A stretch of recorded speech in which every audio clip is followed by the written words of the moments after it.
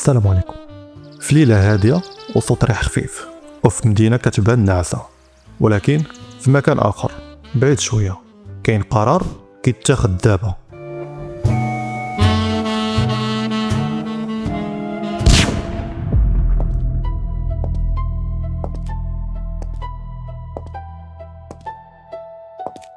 قرار كيحدد شكون خاصو يعيش. هاد العالم ما كاين فيه حتى قانون. القانون الوحيد هو شكون اللي عنده القوة كتر. يكفي غير اتصال صغير وكلمة وحدة بحال النفذ، ومن بعد كيجي واحد الصمت. هاد الصمت هو اللي كيغطي واحد من أكبر أسرار في العالم. التجارة كتدور في كل القارات، كتدخل المليارات وكتخلف موراها ضحايا بلا عدد. والمفاجأة كلشي كيبدا من نبتة خضراء كتطلع بهدوء فوق واحد الجبل تحت واحد الشمس، بلا ما تعرف ان المصير ديالها غادي يبدل حياة الناس ويشعل الحروب ويصنع امبراطوريات. مرحبا بكم في العالم الحقيقي ديال الحشيش، ماشي اللي كتعرف ولكن اللي كيتخفى. القصة ماشي ديال مدخنين في الزنقة ولا شباب كيهربوا من الواقع. القسم ديال الفلوس كتدوز بالمليارات وشبكة كتخدم بدقة وعصابات ما كتسامحش. فهاد الأرض السعيدة كاين فلاح كيبدا نهارو مع الفجر، كيمشي راس الجبل بواحد الخطوات اللي تقال، ولكن عارف راسو شنو كيدير. كيغرس واحد البذرة وكيسقيها وكيتسنى الوقت المناسب باش يحيدها. بالنسبة ليه هادي غير الزريعة، ولكن بالنسبة لناس اخرين هادي بداية صفقة كبيرة. منين كيجمع المحصول كيبدا التحول الحقيقي. وراق كتنشف كيتصاوبوا منها حشيش، كيتحول من نبات عادي لسلعة مطلوبة عالميا. هنا القيمة ما كتبقاش في النبتة ولكن في الشبكة اللي غادي تحملها. كيلو واحد في بلاصة نائية ممكن يكون الثمن ديالو عادي، ولكن غير يتحرك شوية تيتضاعف الثمن. وكل ما قرب المدن الكبيرة كيتحول لذهب أسود. الطريق ماشي سهلة، في الليل بلا ضوء، سيارات كتمشي بلا أضواء، قوارب كتقطع البحر بسرعة جنونية، شاحنات فيها سلعة مخبية بإحكام.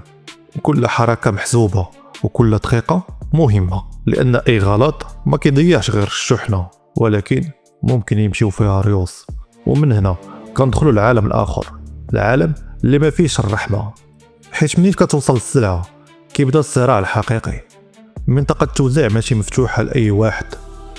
كل حي وكل مدينة عندها ناسها اللي كيسيطروا عليها. اللي دخل مرحبا، واللي باغي يدخل بلا إذن كيتحيد من الطريق. بعض التصفيات كتكون سريعة، راسها صح هادي اختفاء مفاجئ، والبعض كيكون رسالة باش الاخرين يفهموا.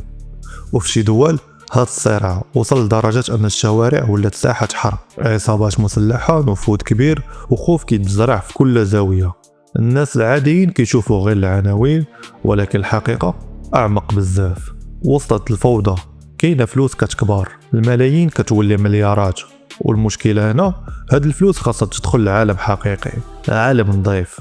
وهنا كتولي اللعبة أخطر. شركات، مشاريع، عقارات، كلشي كيبان قانوني من برا، ولكن في الحقيقة جزء كبير من هاد الثروة جاية من تجارة خفية. رجال أعمال، مستثمرين، وحتى وجوه معروفة، والبعض منهم عندهم ارتباطات ما كتبانش.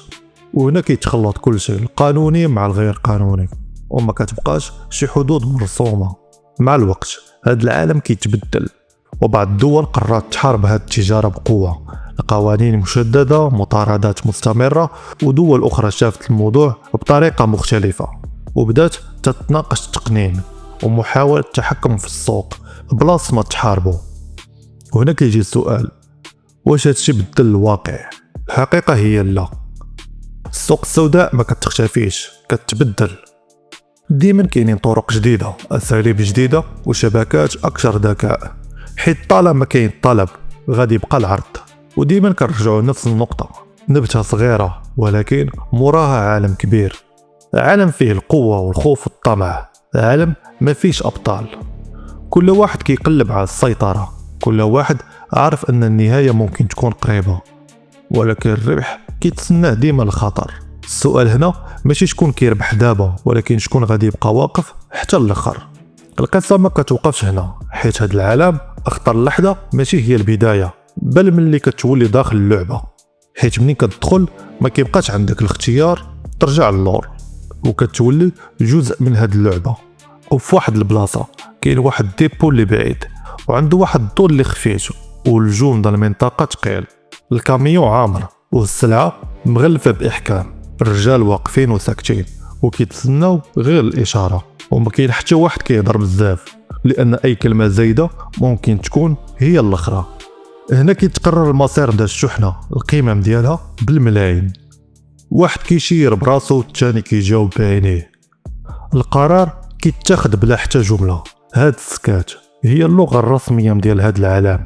ومن بعد الحركة كتبدل، الشاحنات كتخرج في وقت محسوب، الطريق كتبدل في آخر لحظة، أرقام هواتف كتحرق مباشرة من بعد الاستعمال. كل خطوة مدروسة لأن اللي ضدهم ماشي ضعيف، أجهزة الأمن مخبرين تقنيات حديثة. ولكن رغم هادشي كامل التنظيم ديما كيبقى سابق بخطوة. علاش؟ حيت هاد التنظيم متزادش غير البارح، راه التجربة تراكمات لسنين، جيل ورا جيل، نفس الطريقة كتطور ونفس الأخطاء ما كتعاودش. اللي شدوه اليوم كاين اللي غادي يوصل غدا. وسط هاد الاحتراف كامل كيبقى أخطر عنصر هو الإنسان، طمع، الخيانة، الخوف. هاد الثلاثة إلا تجمعوا في الواحد كيطيحوا أكبر التنظيمات. كاين اللي بدا غير صغير، غير ناقل بسيط، ولكن مع الوقت كيبدا يشوف أرقام كبيرة، كيبدا يحلم وكيبدا يبغي كتر. وهنا الغلط، حيت في هذا العالم الطموح الزايد ماشي قوة، بالعكس راه تهديد. بمجرد كيبان انك بغيتي تطلع بزاف كتبدا العين تركز عليك، شكون هذا وكيفاش طالع بسرعة وشحال عارف وشكون الناس اللي كيعرف وشحال راس بالو. ومن هنا كيبدا العد التنازلي. الناس الكبار ديما كيخليو الصغار يتحركوا شوية وفي الاخر كياخدوا كل شيء. وهذا الشيء اللي خلى هاد اللعبة مستمرة. كل نهار كاين شي واحد كيدخل وكاين شي واحد كيخرج، وكل واحد بطريقته. وفي نفس الوقت العالم كيتفرج وكيسمع. تفكيك شبكة، اعتقال عنصر عصابة، ولكن اللي ما كيتجالش هو هاد الشبكة غير فرع صغير من شجرة كبيرة كيتقطع غصن كينبت آخر. هاد الشجرة اللي طالقة عروقها تحت الأرض كتدخل في الاقتصاد والسياسة وفي المجتمع، وكتولي جزء من الواقع. حتى من الناس اللي ما عندهم حتى علاقة بهذا العالم كيتأثروا بها بطريقة أو بأخرى. وهنا كيرجع السؤال، واش هاد الحرب فعلا كتربح ولا غير كيتبدلوا الوجوه واللعبة كتبقى؟ السوق السوداء ديما كتلقى فجوة باش تدخل سلعة جديدة، حيت القاعدة بسيطة، فيما كاين الطلب كاين العرض. وفي النهاية كتلقى راسك راجع لنفس الصورة اللي بدات بها هاد القصة.